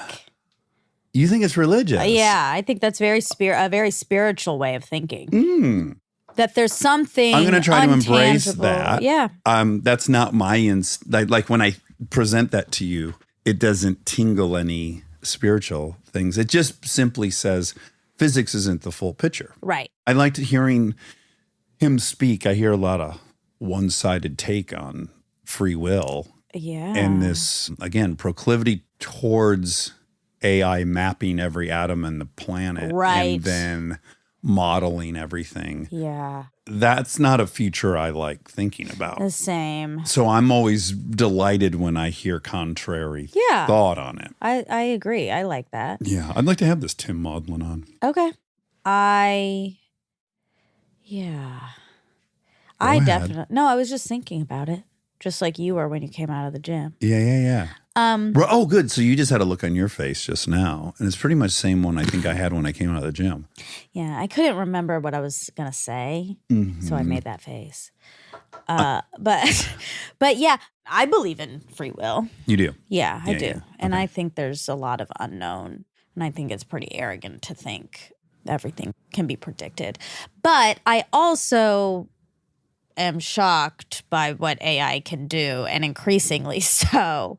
Oh, yeah. It is startling. It is startling, and it's not a couple years away. It has an exponential growth curve, and it's Yes. going to be unleashed. And, let's take the simplest example. Like the AI wants to do a fake computer-generated announcement by Trump or Biden. Yeah, exactly. It has the capacity to make 10,000 of those. Yep. And then it has the capacity to release those and monitor the reaction, gather that information, and go right back at it a minute and a half after it played with another refined version that Yep. would be even more Powerful, realistic, impactful. and then get the feedback of that and refine. I And that know. could be done in an afternoon at the speed of which it both creates and evaluates the outcome. Yeah, it's scary. It's really scary. It could be like the truth is we're on the precipice of, I don't know, it could be utopia or dystopia. Who knows? It could be utopia. I don't see how it could be Next utopia. Tuesday, we could have a complete cure for cancer, for diabetes, truly that could be next Wednesday. An announcement. Yeah. It's been done. It's been cracked. They've already sent it to the lab. The lab's already run by computers. It's already creating, That'd be great. that would be like, But I don't think whoa. that's utopia for me. No like having disease. of course I want that, Mhm. but that doesn't equal to me like a perfect place or a perfect life. Well, there's where we get into the big overarching philosophical question that will probably be answered if you have no resistance in your life. You have no health resistance. You have no food Yeah. issues. You have no need to create any wealth. Yeah. What will the experience on planet Earth without any hurdles to step over Yeah. be like? My hunch is malaise and Yes. depression. And violence, I think, Hmm. because ultimately we are animals. We do want stimulation in some way, and we want to be active in doing things. And I think that is the only thing. Well, like revert. Ooh. I don't like it. I'm This- trying to stay neutral on it Okay. until I see. I'm going to try to wait till I see some direction. I'm not against using it, but the idea that we aren't putting strict regulations, like now's the time. Mhm. This is like if we could go back in time on for social media and the internet. Yeah. Now we know that it can really get away from us. Now is the time for AI. Like we got to start monitoring and putting regulations now before it's way, way, way too late and all the damage is done. Right. So I'm for it, but I'm for it controlled. Okay, so let me ask you a hypothetical. So we've now had social media for, I don't know what it's been, 13 years or whatever it's been. You can now, Monica Padman can go back in time and you have the sole power to create some laws. What law would you even create knowing now that all the data's in for 13 years? I think there'd have to be some restrictions on the algorithm, knowing so much about you and predicting so much about you. I don't know. I mean, I'd have to ask Tristan Harris. Yeah, because what I think is interesting is there's a lot of people calling for regulation on it, but I have yet to hear anyone propose a really concise regulation for the thing we already have that we see problems with. I haven't even heard anyone offer a correction for the problem we already started 13 years ago. I think I could ask anyone that question I just asked you, and they actually wouldn't even know what law to go enact 13 years ago. Well, there were there's been trials where Instagram took away likes on some people. That's part of it. Like understanding that these are actual dopamine. They're causing like a chemical reaction in your brain. Right. Maybe if we went back, we could limit those things. The way to get the actual chemical affirmation from it, as opposed to just put up your pictures and not a place to get full validation Monty? for your whole life. So now here's the part where I'm really pessimistic. I don't think it's possible to know what barriers to put up, what guardrails to put up. Because I think what's coming is inconceivable to us. So first of all, I even think we know what the end result will be, and enough to put guardrails in place. I don't think we know. Well, right now, like look at the writer's strike. Right now, they're saying there needs to be some rules with AI in this industry. And I fully agree with that. This is a time where there can be rules set where they cannot, for scripts, put in your old script and have it write a new script. Like that should be in place, I believe. So, they are asking for it now, and now is the time to start enacting some of it. So it's like when it comes up, especially, is I think a good time. Now, what do you think about, here's the hypothetical. So let's say I return to script writing and I start using ChatGPT and GPT. Thank you. GTP. GPT. Dyslexic's wet dream. Yeah. The T's first or the P? GPT. The P. So it's alphabetical. That's how I'm going to remember it. GPT. I hate cracking format. That's the least fun part of writing. So let's say I have my full idea. I pitch the Chat GPT to write the script without dialogue. And I like writing dialogue. And then so I just go in and I write all the dialogue. What's the verdict on that script? Where do we file that script? I mean, I don't like it. I think it's like part of me, and I'm a writer in the Writers Guild. So I speak with someone who's like, I think I'm really close to this topic. I'm not positive. I think it's a little bit like in an era where there was a whole class of people who carried other people on their shoulders. And then the horse came around and people were going to try to somehow legislate that you can't use the horse option because the human option's there and you'll put them out of business for carrying people. At some point, I think you'd have to go like, well, the humans can't compete with the horses. So I'm really wondering, writing's interesting. It seems like it's like the first one on the firing block. That's not the term, is it? Firing block? Chopping block. Chopping block. There we go. You're kind of asking someone who, let's say a producer, let's just say you're a producer, you have an idea for a movie and you can deal with meeting with 12 writers, hearing pitches, then getting a studio to agree to hire that writer, then negotiating for however long on the contract, blah, blah, blah. Versus they can use that option. It's an interest. There's be a law. You can't produce or use that option. I don't know. I mean, I think so.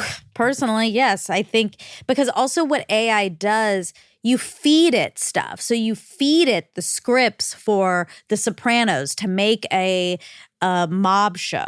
Yeah. So they are using other people's intellectual property in order to do it. Yeah, so that part, I definitely think if your writing is giving the machine the know-how, then yeah, you deserve a residual. But that's happening a little bit, like if you're writing, you've seen all of this. Ooh, great point. So I've you're watched having Pulp that Fiction. input as well.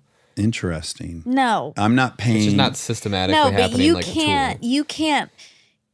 Sorry, but you can't write like Tarantino just because you know his voice. That is very specific to him. You could try. People try every day. There are a million people trying to be Tarantino. Some are better than others, but no one's him. AI can actually do that. Yeah. But Rob's point is really salient. Like my tone that I write in is hugely informed by the movies I was attracted to as a kid. I like violent stuff. I like naughty stuff. I am, in many ways, trying to write the movies that I loved, that I saw, that I responded to.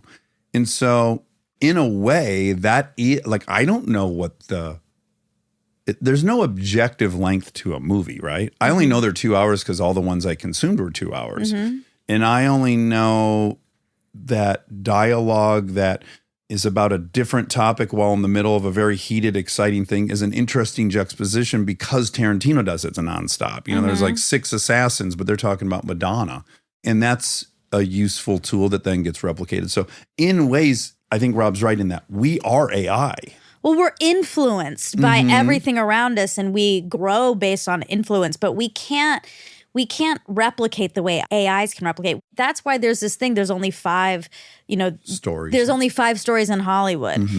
That's true, but then people make it their own, and Well, same with music, right? Every mathematical combination of notes has already been done.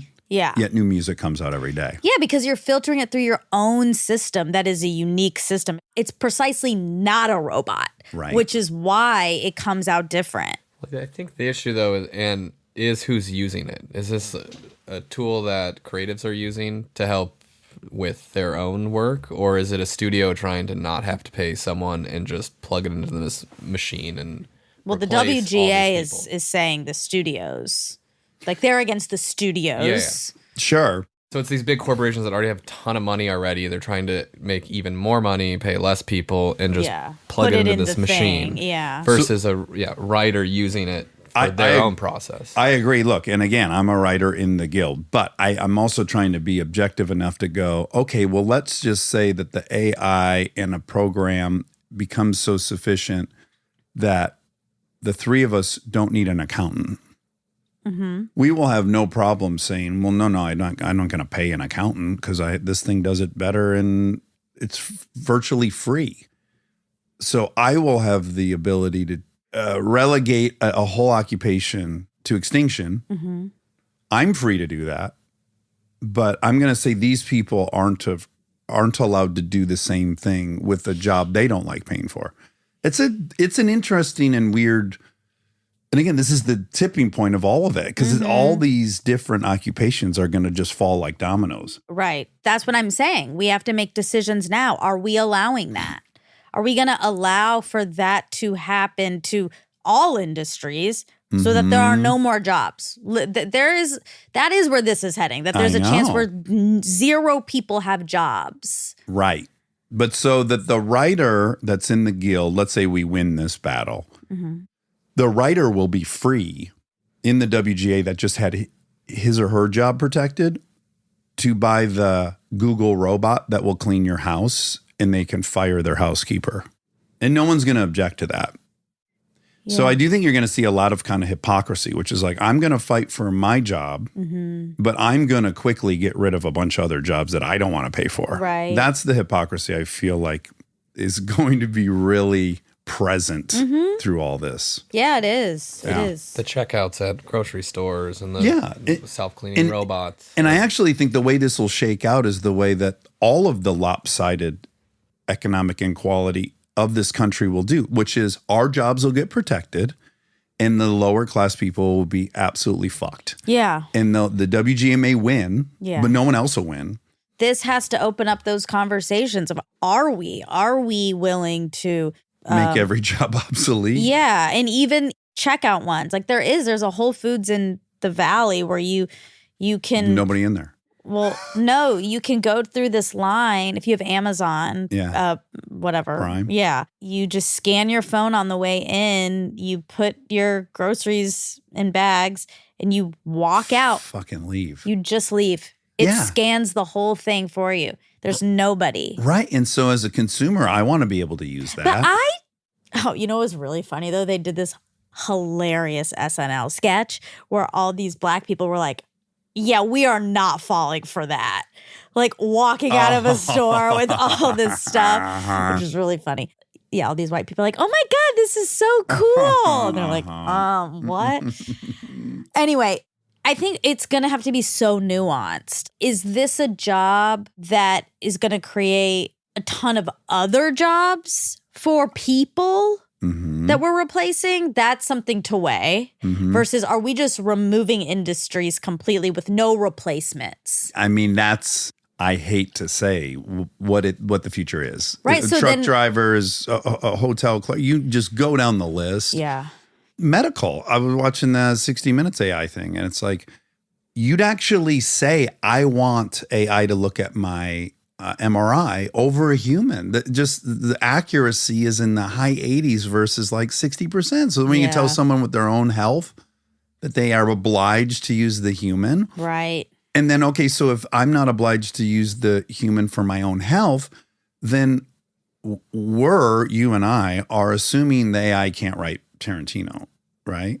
No, they can write Tarantino. But let's just assume, or let's at least imagine that the AI is better writers than humans. Let's just imagine that that's possible. Oh, yeah. Mm-hmm. Then, and I'm a writer. I don't know what to say. If I can't compete with the thing, if the thing's better and you're a consumer that you worked your ass off to pay your $12 and you want the very best thing, I don't have a huge leg to stand on. I mean, I haven't seen it be better than us. Right. But hypothetically speaking, if AI could get rid of writers entirely and the material got better, then you're really campaigning to keep horse-drawn wagons in service in the era of the automobile. Well, you are, Yeah. but it's weighing what's at the other end of this. Adding a automobile feels like, okay, that's because that gets us places faster so that we can keep innovating and keep doing things. This is ending human involvement in the world. Yeah. So we have to decide, is that a world we want to live in? Right. Now you got to ask people to have a product that's inferior because of ethics. So, and that's fine. But we have to acknowledge that, well, now we've moved into an era of every job's a charity. Yeah. It's worse. You're going to do worse. It's going to cost more. And we're going to do that. I'd much rather live in a world like that than one where 0 people have jobs and everyone's sitting around. I'd so much rather have to check out, have to stand in a line and check out at the grocery store. For that, I am very happy to trade in. I agree. So I am a conservative right now on this point, which is, yes, I'd like to keep and safeguard what we have. But I also can admit this same debate raged at the Industrial Revolution. It raged in the electrification of the country. It raged in the automotive invention. Yeah. People never did go out of business the way it was predicted. And you couldn't really stop it because people are going to want the better thing and the market will. So part of me, the devil's advocate part says, we're assuming the worst. We actually don't know. We don't know what life on planet Earth is with no hurdles. I don't know. It sounds pretty boring, but again, we don't know. And so, a progressive would go like, well, let's find out. If we don't like it, we'll change it. And then that is what I'm saying is proven to be wrong. There's no changing. There's no going back. We decide to go down that road or we right now make some decisions. And then we get into a much bigger problem, which is unavoidable, which is great. The U.S. decides this. Exactly. And now Russia uses AI to make movies. They make them with digital actors that are American. Those movies are better. And now they have the biggest film industry. Things will change like crazy then, because then there will be, I don't know if they'll have the biggest film industry because we might have to have regulations on what we see. I mean, things will get crazy. Yes, and then you get into kind of a dystopian police state where no AI, like AI is the enemy, and then people are smuggling in, just like the people in Soviet blocs were smuggling in Western media. Now we're the people who's smuggling in AI. It's all bonkers. It is. I think you kind of have to work a little bit backwards from the reality of geopolitical landscape, which is, yes, we could do this if we had full cooperation from every country on the planet, which we don't. So then that's a hard fact to admit. So once you admit that, then it's like, well, do we want to be ahead or behind? That seems pretty obvious too. We'd like to be ahead, which means we kind of got to do it. No, I mean, if we're breaking it down simplistically, yes. But if, again, it is going to require some major ethical questions of, is this how we want to be living as the human race. And yeah, maybe we can't control. Maybe it's going to do weird stuff to globalization. I don't know. We might all be very separate at some point due to this. And then people will choose. They'll move there if they want that or not. Yeah, they'll get on a computer-flown airplane and... Yeah. What if AI figures out teleporting? Like next week. Fuck. Next week. No, not Literally, next it could be next week. And we could eat Emily Burger for lunch. I don't think AI. You know, I am willing to move to Russia. Yeah, no, I'm willing to wait till we have our trip planned to New York and have the Emily Burger then. Because again, what will happen is we go every day. We go for 2 weeks every day, and then we never go again. Yeah, you're right. Eat out on a treadmill. We think all of this stuff we want, we satiate want. us. Yeah, and we don't. No. Oy, oy, oy. Anyway. Okay, so are you born resilient? There's evidence to, yes, there's a genetic component. Okay. Yeah. I would imagine, right? Yeah. There's a spectrum. Yes. Yeah, everyone's born resilient. I'm going to read some now. Okay, genetic factors contribute significantly to resilient responses to trauma and stress. A range of human genes and polymorphisms associated with NPY, HPA axis, noradrenergic, Ooh. Dopaminergic. If you read Molecular More, this dopaminergic. Okay, listen.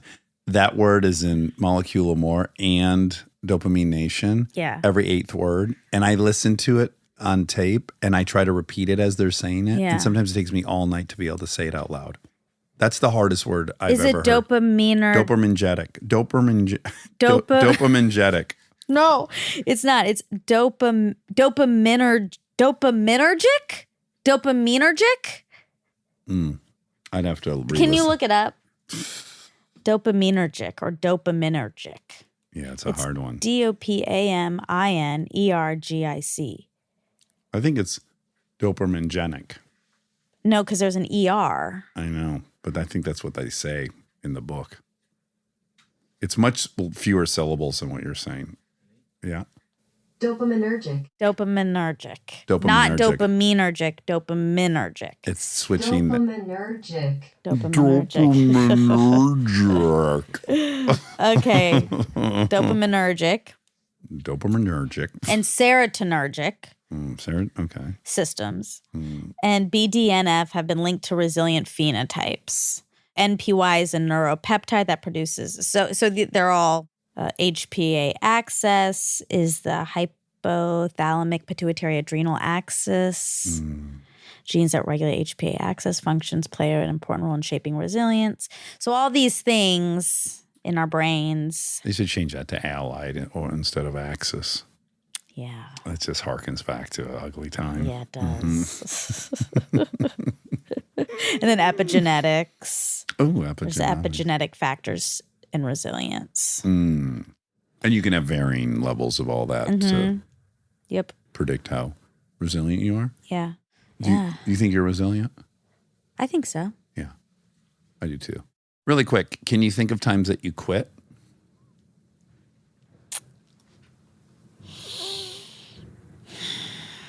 Like gave up. You mean give up, not quit. I have very specific, it's always the same thing for me.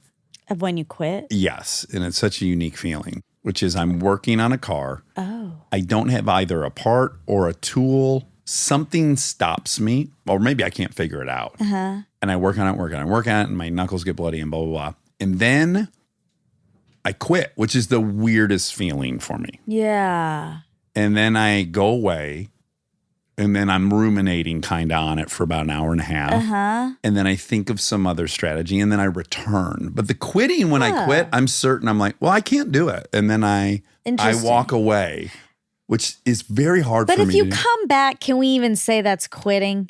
Well, yes, because at the point that I walk away, I don't have an answer, and I don't think I'm going to ever have an answer for it.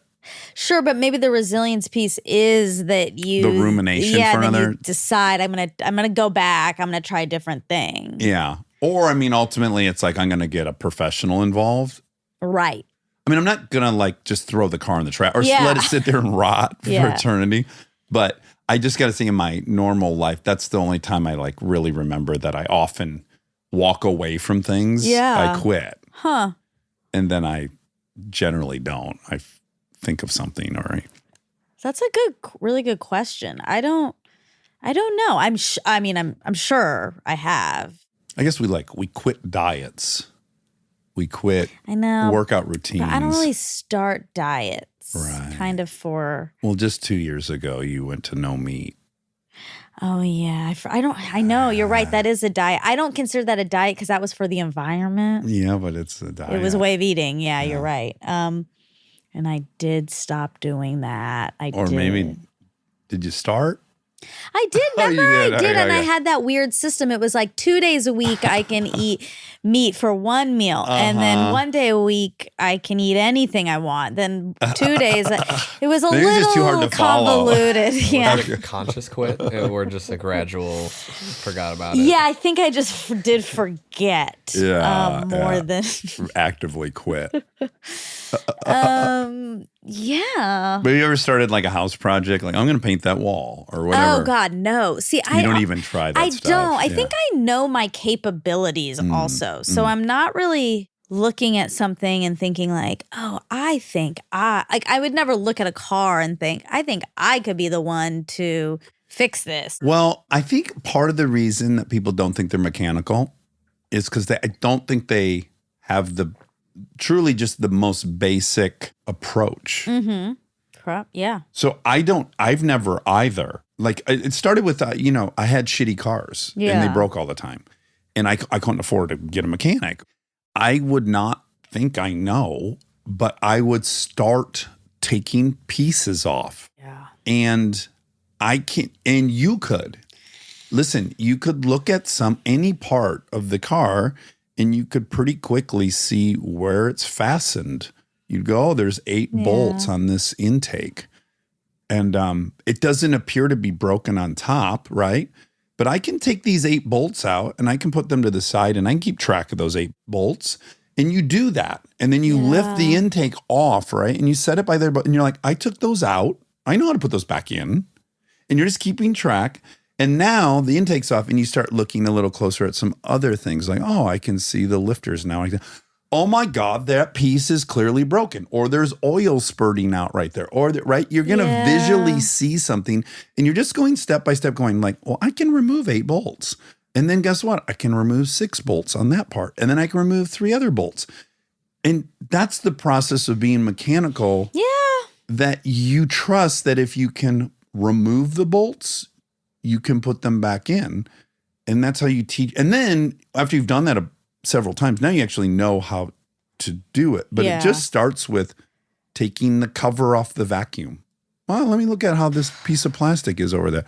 Oh, I see there's 6 screws. Yeah. Let me take those off and I'll take the cover off. But Now I'll look. I'm not even good at like when the dustbuster is full and I'm like, how do I get this thing off just to get the lint out? Yeah, that can be It hard. takes me a while to figure out how to get that off. Well, I can tell you that can be harder because every other thing generally has bolts and screws. In these quick release bags, sometimes it's much harder to find the little button that's supposed to be easy to find. But bolts, they're impossible to miss because they can't be covered or you couldn't access them. But you know what tools to use to remove them and stuff. But again, if I put the whole toolbox in front of you and you looked at the shape of the bolt, you go, oh, okay, that's a hex head. It's got 6 sides. Let me go find the thing. Well, that's nice that you believe in me like that. I believe in everyone. I think it's actually just. Sorry, it wasn't. Yeah. Well, compliment to everyone is a compliment to you, but you wanted it more specific. Yeah. Okay. I thought it was, but it wasn't. Well, and that's fine. That's totally fine. Then I actually feel better about sticking to I don't think I could do it. Oh, okay. Some people just are more savvy that way. That's okay. I'm not like mad at myself about that. I guess I'm just urging people to try to take some stuff apart and just know that it's as simple as like, I took that bolt out, I will have to put it back in. And I just keep things organized when I take them apart. And I keep the bolts that go with the intake. Then I take the bolts with the distributor and I keep it with that. Yeah. And I guess I don't think anyone explains that approach to anyone in school, so I don't think they know to think about it that way. True. That's true. What's wrong? I just looked at my watch and it said 3:08. Oh. And I thought, whoa, did we just time travel? But it's still set to Florida time. Yes. Oh, that's I had funny. I had a like, whoa, what the fuck happened? Oh my God, that's funny. Wait, wow. So you're a person, when you go out of town, you change your watch. It depends how long I'm there. Wow. Yeah, if I'm not there long, I don't change it because my phone will say the local time and it's easier for me to know what time it is at home. But I was there for, I guess, 5 days. Yeah. And I thought, no, I need to change my watch. Wow. That shocks you? I just didn't know that about you. It's That's real. I learned something new. Well, it's real hit or miss. It's really like, it's a feel. It's how long am I there? Wow. If I'm in, say, England, where the math is actually kind of challenging. Yeah. I'll probably keep it in that situation, even if I'm there for a couple weeks, just because it's going to be so much easier for me to check, like, determine what time it is at home. Oh, because you want to know what time it is at home sometimes. Yeah. If I'm going to call. Oh, sure. If like you're gone by yourself, I see. Or even like I'm going to call an agent. I'm still in contact with everyone back here, even if I'm with the whole family. Oh my God. Yeah. Okay. Fascinating. Anyway, okay. The tiny marsupial that you said in Australia. Uh-huh. I'm going to read some marsupials, okay? Okay. Will you know it if I say it? I think I will. Yeah. Okay. Yeah. The first one I'm going to try is the ningbing. No. Oh, it's the world's fiercest and smallest marsupial. Oh. It looks like this. Oh, no, that's too tiny. Oh. This is the size of like a squirrel. Okay. What about the pygmy possum? Nope. Okay. It's got a cute name on top of being cute and bossy. Could it be the antechinus? I don't think so. It looks like this. Nope. Okay. That's too small. That looks like a mouse. Mouse like marsupial. Numbat? No. Okay. There's so many marsupials, right? We just hear about kangaroos. I know. There are a lot. Maybe wombats. Spot-tailed quoll? Oh, wait. Quoll or quoll? Let me see that. I don't think that's it, but we're getting closer. Okay. Okay. Ooh, those are seldom seen. No, these are all out in front. It says as fierce as they are These cute. are extroverts, the one I'm talking about. Oh, really? Okay. Brush-tailed phascogale? Nope. Ooh, the greater bilby? Oh my God, a bilby. Is that it? I can't see, but no. Oh. That's not it. It looks like... It moves bipedally. I mean, it hops. Oh. It looks like a very, very miniature kangaroo. Not a tree kangaroo. No, keep going. Not a green ringtail possum. No. Not a greater glider. No. Yeah. Okay. Well, that was from... But that left out a bunch of marsupials. Well, those were 10 weird Australian marsupials you've never heard of. Oh, well, no, these are popular. Oh, popular. Yeah, I didn't know that. Is it a Don't wallaby? No, but those are really tiny kangaroos, wallabies. Okay. But these are even smaller than wallabies. Okay, I'm going to read the most common marsupials now. Right. Opossums, No. Tasmanian devil, No.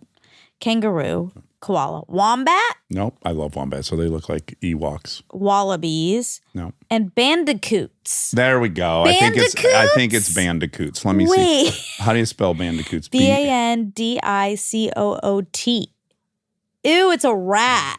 Ew. I don't like these. That's not it. That's not it. Keep going. That was it for the most pop. It was. Yeah. I'm going to do Australian marsupials. Is it a quokka? Oh, I think so. It's got a name like that. QUOKKA? QU. Oh, this is cute. KKA. But is it this? Hold on, I'm doing images on my things. It's hard for me to see. Ew, it does look really cute. Oh my God. Yes, that's it. 1,000%. It is? Yeah, look how it's. You got the one of it smiling eating a leaf. Ha. Do you have that one? With the boy in it? No, right here. Look at you can't see I from see here. that one. That's what it is. Quokkas. Someone's been screaming quokkas at their radio for like the last 20 minutes, losing their mind. It's it's a quokka. I've never heard of it. They're so funny and bossy and Oh, cute. it says they're really friendly. Yeah, totally. These things were like coming up and talking to us and yelling at It says us. they're used to tourists, so they have little fear of human contact, and they'll hop right up to people who are marveling at them. Mm-hmm. Oh, they're so cute. Look at all the dumb pictures of them. Like, it looks like they're begging for food. Yeah, they're cute. They're incredibly cute, but they're really bossy, which is so funny. Let me read and see if it says it's bossy. Stocky build, well-developed hind legs, rounded ears, and a short, broad head. I want a quokka. Is it unethical to have one as a pet? Probably. Also, it only invasive lives- species. If we brought it to Los Feliz, it might take over the whole city. The quokka is known to live for an average of 10 years, and they're nocturnal. Oh, I love these little things. Do you like them? Yeah, I do. They're Oh. really cute. It says it's about the size of a domestic cat. I'd have to picture a cat on its ass, like sitting up straight, because they're kind of, like I said, they're hoppers, so they're Right. bipedal most of the time. So they're Well, like, this look they're at vertical. this guy. He likes to stand regular fours. on regs, but Yeah, but he's not. He's not. He's not. I'm going no. He's not. But when you're interacting with them, they're mostly vertical, so it's really hard for me to imagine what a cat looks like vertical to compare the size. Yeah, I don't want to see I a don't vertical like cat. that at all. I like these. I like these more than dogs and cats. Yeah, I'm they're gonna great. say it. They're great. I think that was it. Let me just do a double check. Oh, okay. She was giving the figure of the amount of people in California. She said 48 million. It's 39.24 million. 39.24, almost 40 mil. Yeah. Anyway, that's it. All right. Love you. love Jane you. Fonda. Yes. Please report back if you decide to take your vacuum cleaner apart. Okay. Wow. You're asking. Okay. If I do that and I Yeah. can't put it back together. Right. Then I will. Yeah. So you're kind of signing up for that. Are you sure you want to? Yes, because I have total faith that you'll be able to. Be able to. Baby. Oh, like a quacker. You'll be able to. Good eye. All right, Love bye. you.